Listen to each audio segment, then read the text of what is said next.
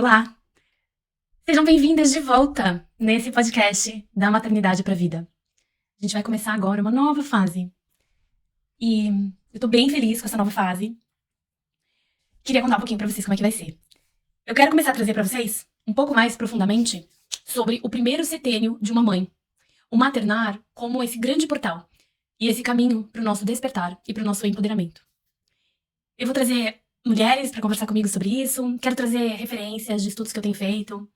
Mas eu quero começar abrindo essa nova temporada, contando pra vocês um pouco sobre a minha experiência desse primeiro setênio de mamãe. E o que eu... Então, nesse primeiro setênio, nesses primeiros 7 anos da nossa criança, em que existe essa troca energética e essa conexão, é como se de fato a gente tivesse um portal aberto na nossa vida para que a gente entenda, trabalhe e processe o nosso inconsciente, as nossas crenças, as nossas amarras de uma outra forma, em um outro nível de consciência. É como se aqui a gente tivesse a oportunidade de acessar esse nosso eu superior mais facilmente. E ele vai aparecendo, né, em momentos de conexão profunda com essa criança. E aí, por isso que eu acho também que aliado, né, um maternar aliado a uma educação respeitosa, aliado a esse movimento de construir uma conexão maior com a nossa criança, ele nos abre mais portas. Não só nessa questão energética, desse fluxo, né, mas também porque à medida que a gente materna de forma consciente, né, quando você vai... toda a primeira temporada desse podcast foi baseado nisso, né, na prática, no meu relato dessa prática de uma educação respeitosa. O que acontece muitas vezes? A forma como a criança age está espelhando a nossa energia, está espelhando aquilo que a gente não está vendo. Então, é como se o comportamento da criança fosse um reflexo do que está se passando no nosso mundo interior, que às vezes a gente não vê. Ou, né, no próprio mundo interior dela também, porque ela também é uma individualidade, ela também se expressa nesse lugar. Quando a gente faz esse caminho de uma educação consciente, a gente vai prestar atenção nessas coisas, nessas dicas, né? Nesses sintomas que a vida nos apresenta como forma da gente entender o que está acontecendo no inconsciente, o que está acontecendo por baixo dos panos. E muitas vezes, através da forma como a criança age, da forma como a criança se expressa, a gente vai identificar crenças muito profundas nossas. E aqui, né, quando a gente traz algo que tá no inconsciente, algo que tá no automático, que a gente não percebe que a gente faz, para o consciente, é quando a gente tem a capacidade, a possibilidade de mudar isso na nossa vida. Enquanto a gente não conhece, enquanto tá ali sem a gente saber, a gente não consegue agir em cima de uma forma direcionada, né? Você não consegue propositalmente mudar uma coisa que você não sabe que você tem. À medida que você se torna consciente das tuas questões, você abre esse espaço para que você trabalhe essas questões. Então, por exemplo, né, quando uma criança... existe toda uma expectativa incorreta da parte de nós, cuidadores, pais e mães, de que se a gente vai educar nossa criança de forma respeitosa, a criança vai respeitar a gente. Não vai fazer birra, né? Que a gente vai ter mais tranquilidade. E não é verdade. A criança vai continuar tendo seus desafios para lidar com a frustração, independente de quão generosa, quão respeitosa você seja, quão conectada você esteja com a criança. Ela vai passar por esses desafios porque isso é parte do desenvolvimento dela, do desenvolvimento cerebral dela, né? Mas a gente tem essa expectativa incorreta de que se eu tô sendo super gentil, então meu filho não vai fazer birra. E aí ele faz birra. E aí você começa a se pensar, como essa criança... É quase que vem uma vozinha assim, como é que ela ousa fazer isso comigo? Olha tudo que eu tô fazendo pra ela. Opa! Ligou o alerta. Olha a crença que foi possível ser identificada aqui. Uma crença de que, né, a pessoa, isso aconteceu comigo, no caso eu, estava querendo ser respeitosa com a minha criança pra que ela fosse mais fácil de lidar. Você entende quão profundo é essa identificação dessa relação que parece ser baseada no amor, mas no fundo tá baseada num vínculo de dívida? E o quanto que ter me tornado consciente disso através da minha reação ao que a minha criança estava fazendo não me permite quebrar esse padrão? Quantas outras relações que eu tinha que eram baseadas num vínculo de dívida? Eu fazia algo para alguém e esperava algo em troca. Essa é a potência desse primeiro setembro de mamãe. Quando você está atenta, você consegue perceber padrões de funcionamento, crenças muito profundas suas, através dessa relação com a criança. Que é muito possibilitado também através por essa conexão energética com a criança, porque não necessariamente a criança está reagindo a algo que você fez. Muitas vezes ela reage e ela demonstra algo que está passando por baixo dos panos no nosso sentir.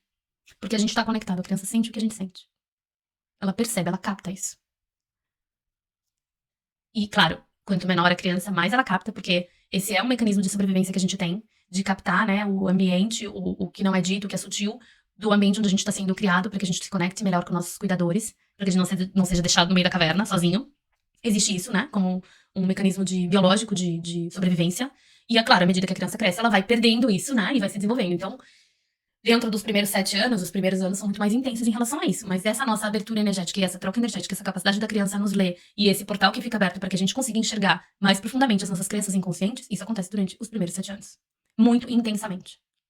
E através desse teu olhar para isso que vem como sintoma, para isso que vem como uma raiva, como uma indignação, como uma frustração que você sente, esse olhar atento a isso vai te levar a descobrir uma série de coisas sobre você que você, a partir de agora, consegue mudar e consegue melhorar. E quanto mais você pratica esse olhar, mais aguçado ele fica. Quanto mais você pratica, né, essa consciência a respeito de si mesma, mais você consegue mudar. E enquanto você se muda, se transforma, você não transforma só a si mesma, você transforma todas as suas relações. Inclusive as relações com os teus pais, com o teu companheiro, com o trabalho, com aquela colega que sempre te incomodou e que talvez você tomando consciência de algumas crenças que você tem, vai deixar de te incomodar.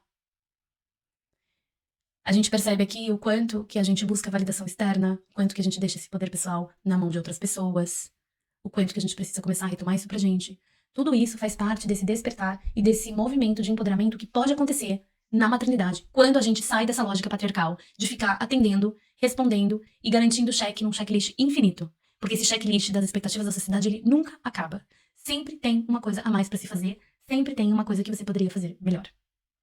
Quando você sai dessa lógica, a maternidade deixa de ser um eterno cumprir de um monte de tarefas. E ela passa a ser prazerosa. Ela passa a ser leve. Ela passa a ser feita de acordo com o que você acredita, de uma forma autêntica. E esse prazer, essa leveza, essa autenticidade, esse ir retomando o seu poder pessoal, esse ir se empoderando daquilo que você acredita, isso tudo é um ciclo virtuoso, né? Na maternidade patriarcal, você vai ficando presa cada vez mais no checklist, nas exigências, não é suficiente, na culpa. Nossa, como é que eu não falei da culpa antes, gente? A culpa, hello. Culpa presente em todos os momentos. Te dizendo que você, né, não é boa, que você tinha que fazer melhor e fazer mais, porque você não fez assim, porque você não fez assado, cobrança. Isso é um círculo vicioso dessa maternidade patriarcal. Mas quando você consegue acessar desse outro lugar, dessa outra perspectiva, isso se torna um círculo virtuoso. E aí a gente começa a fazer algo que é muito maravilhoso. A gente começa a quebrar com esse sistema. Porque ele não mais nos atinge. E quando você faz isso, você também não tá fazendo isso só pra você. Você tá mostrando pra tua filha que ela também pode fazer isso. Você tá mostrando pro teu filho que ele também pode fazer isso. Ele também não precisa obedecer essas expectativas e essas regras a respeito do que é ser um homem. Não pode chorar, não pode sentir, tem que ser um provedor, tem que ser o melhor na corrida, tem que ser forte, tem que ser viril, tem que ser... Ele também não precisa seguir todas essas regras. E você começa a ser inspiração pras mães à tua volta. Você começa a ser inspiração, inclusive pra tua mãe. E ela mesmo estando tão longe desse primeiro setênio de uma mãe, ela ainda pode curar muita coisa quando ela ressignifica o que foi o primeiro setênio da maternidade dela. Ela pode curar muita coisa quando ela vê como você vai quebrando esses padrões. Mas eu digo o quanto a gente às vezes não percebe que essa transformação que acontece em uma mãe, essa grande revolução, né, que é silenciosa porque ela é feita dentro de nós, ela não é feita pra fora. Ela é feita bem dentro desse impulso feminino. A gente não percebe o quanto que a gente acaba impactando o nosso redor. É um despertar nosso, mas esse nosso despertar aciona o despertar de várias outras mulheres e homens à nossa volta. A gente vai falar muito mais desses temas todos por aqui. Eu quero aprofundar, quero trazer entrevistas, outras mulheres que têm outros pontos de vista, tudo isso para enriquecer essa ideia, esse ideal de um maternar que desperta e empodera. E para te ajudar na tua jornada a ir identificando que momentos você pode se empoderar um pouquinho mais, despertar um pouquinho mais, para que cada vez o seu maternar também seja mais leve. Se você gostou desse vídeo, desse podcast, encaminha para uma amiga que pode gostar também, que talvez esteja precisando ouvir sobre isso. E qualquer dúvida, pergunta, comentário, sugestão, eu tô no Instagram, no @AnaFlaMarques com Z, e vou adorar ter vocês lá comigo também. Até o próximo